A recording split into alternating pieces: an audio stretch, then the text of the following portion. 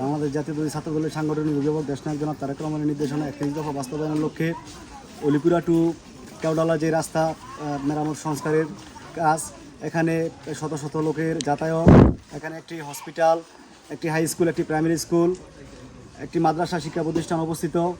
এখানে শত শত ছাত্র, সাধারণ কর্মমুখী ছাত্রছাত্রীরা স্কুলে যায়, চলাফেরা করে এবং শত শত গাড়ি দৈনিক এই রাস্তা দিয়ে যাতায়াত করে। এই রাস্তাটা প্রায় 1.5 বছর যাবৎ 1.5 কিলোমিটার খুব বেহাল অবস্থা। এই রাস্তা দিয়ে শত শত গাড়ি যাওয়া আসার ক্ষেত্রে আপনার প্রতিদিন দৈনিক রাস্তা দিয়ে গাড়ি অ্যাক্সিডেন্ট করতেছে। এমত অবস্থায় আমরা সোনারগাঁ থানা ছাত্রদল দেশনায়ক জনাব তারেক রহমানের নির্দেশনায় এই রাস্তা সংস্কারের কাজে আমরা হাত দিয়েছি।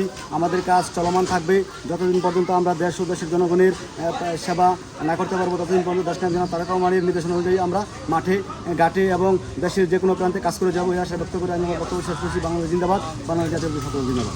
রহমান রহিম। বাংলাদেশ জাতীয়তাবাদী দল বিএনপির ভারপ্রাপ্ত চেয়ারম্যান জনাব তারেক রহমানের নির্দেশে সোনারগাঁ থানা ছাত্রদলের সভাপতি প্রার্থী মোহাম্মদ শাহাদ আলমের নেতৃত্বে আমরা যে 31 দফা বাস্তবায়ন করার লক্ষ্যে রাষ্ট্র কাঠামো মেরামতের যে কাজ আমরা হাতে নিয়েছি, আমাদের কাজ কালকেও চলছে, আজকেও চলবে। যেমন কাজ রাস্তা সংস্কার কাজ শেষ করবো সেই পর্যন্ত আমরা কাজ করে যাব।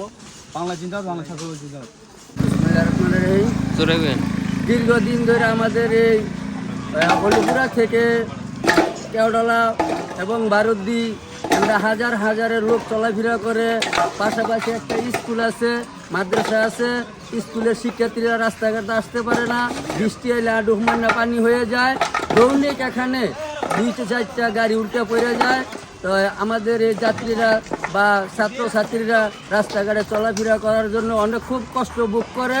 তো এর জন্য আমরা এলাকাবাসী মিলে আমাদের সোনারগাঁ জেলা ছাত্রদলের শাহজালালের কাছে আমরা যাই এলাকাবাসী মিলে। তো শাহজালাল নিজের অর্থহীন নিয়ে উদ্যোগ নিয়ে আমাদের এই রাস্তার মেরামতের কাজ করে দিতেছে। আমরা সকলে ওনার জন্য দোয়া করব। পাশাপাশি আপনারাও যারা আছেন সকলে শাহজালালের জন্য দোয়া করবেন, তিনি যেন আমাদের সেবামূলক কাজে আগ্রহে আসতে পারে, পাশাপাশি ছাত্রদেরকে কাছে আসতে পারে, আমাদের জনগণের কাছে যত সেবামূলক কাজ আছে উনি যেন করতে পারে। এই বলে আমার বক্তব্য শেষ করব।